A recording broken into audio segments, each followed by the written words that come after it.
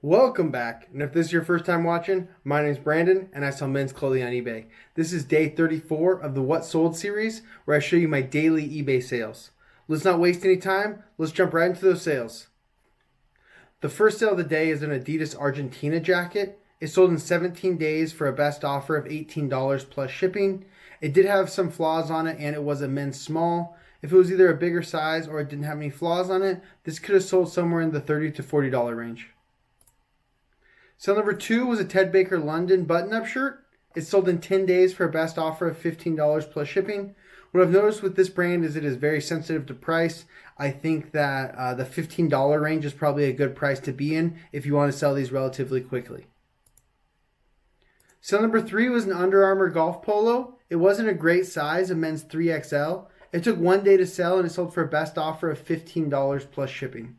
Usually with these Under Armour golf polos, like most of the basic golf polos, I like to move them quickly at a relatively cheap price because once they sit for a while, they usually get stale, and these aren't something that'll move. If they haven't moved probably within the first month or so, they're probably not going to sell for a long time.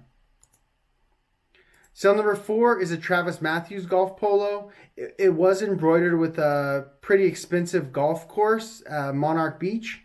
So that's why I ended up picking it up, but it did have some flaws on it that I didn't notice. So it took 2 months to sell, and it sold for a best offer of $5 plus shipping. But like I said, it had some flaws, and when items have flaws, I tend to just like to move them out of my store at any reasonable offer that comes in. Sale number 5 was a Nike golf polo. It sold in 1 day for a best offer of $12. This is just the same as the Under Armour golf polo, just something you want to move quickly at any profitable offer. Sale number 6 was a Polo Ralph Lauren Big Pony shirt. It sold in 3 days for a best offer of $30 plus shipping. You want to find these more loud polo shirts, the ones that have the big ponies on them, the crazy graphics. Basically, the more stuff on them when it comes to polo, the better. Sale number 7 was a Buck Mason flannel shirt. It sold in 6 days for a best offer of $33 plus shipping. I actually remember picking this up recently at a resale shop, and it was half off. I think I paid like $9.25 for it, so a pretty good flip. Sale number 8, I think I got this at the same resale shop the same day. It was a pair of G-Star Raw jeans. These were also half off, and I think I paid around $9 for them. And they ended up selling in 2 days for a best offer of $26 plus shipping. They did have a little bit of flaws on them, nothing too crazy. And with something that's already meant to be distressed, like this pair of jeans, some flaws usually isn't going to be the end of the world. Sale number 9 was a Tommy Bahama Island Zone Hawaiian shirt. And it took 6 months to sell, and it sold for a best offer of $20 plus shipping. If I would have probably just priced this at $20 in the beginning instead of pricing at $24, it probably would have sold in like a month instead of taking 6 months, and I took a best offer of $20 anyway. So pricing your items accurately is extremely important. I know I say that often, but it really is very, very important. Next up is this FootJoy golf polo. It sold in 8 days for a best offer of $10 plus shipping. It was embroidered with a company logo on it. That's why I was willing to let it go for $10. Sale number 11 was a pair of Fabletics men's workout shorts. They sold in 2 days for full price $20 plus shipping. I've said it before, but these Fabletics shorts can sell very quickly as long as you price them accurately. Usually in the $15 to $20 range, depending on size, is where they're going to land. Sale number 12 was a Tommy Bahama Hawaiian shirt.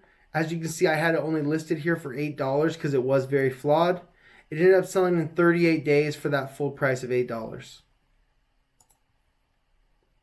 Sale number 13 and 14 went to the same buyer. They're both BYLT, or also known as Built. They're both Built jackets. This one was a hoodie. I think the other one was just like a bomber jacket. They both sold for $50 plus shipping. And I think they were also both new with tags. Okay, this one was pre-owned, but it did have like the string for the tag still attached to it, but didn't have the actual tag on it. I don't usually list things as new without tags, even though that's the condition that this was in. I just do pre-owned, and then in the description I'll write something about it being unworn. Sale number 15 and the final sale of the day was a Polo Ralph Lauren mock neck. It was like the Polo golf line, and it was new with tags. And it sold in 33 days for $25 plus shipping. That's it for the sales. Let's go ahead and jump into those numbers. On October 4th, we sold 15 items for a total gross sales of $423.68, giving us an average sale price of $28.25, a bit below average. As you know, the selling costs and the net sales are always inaccurate, so I have the actual numbers right here. The selling costs were $150.68. The breakdown for that is $55.60 in eBay final value fees, $82.02 in shipping labels, and $13.06 in promoted listing fees. 7 of the 15 sales came via promoted listings. I promote all my items at 5%, and I'm happy to pay any extra promoted listing fees that come from that. Now, if we take away the selling costs as well as the taxes and fees collected by eBay from the gross sales, that'll give us our net sales of $248.08. We still need to take away our cost of goods, which was $158.25 for the 15 items, giving us a net profit of $89.83. Anytime my net profit is below $100 for the day, it's a pretty bad day. So this, even though I had 15 sales, which is pretty close to my average, still a little bit below, but it's still pretty close. My net profit was low because most of the items that sold for a low amount.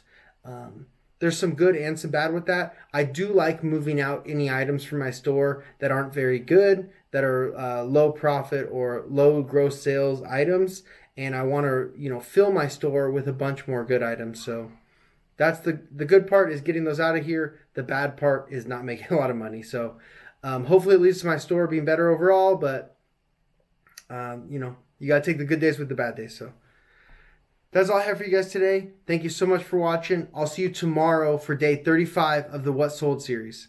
Peace.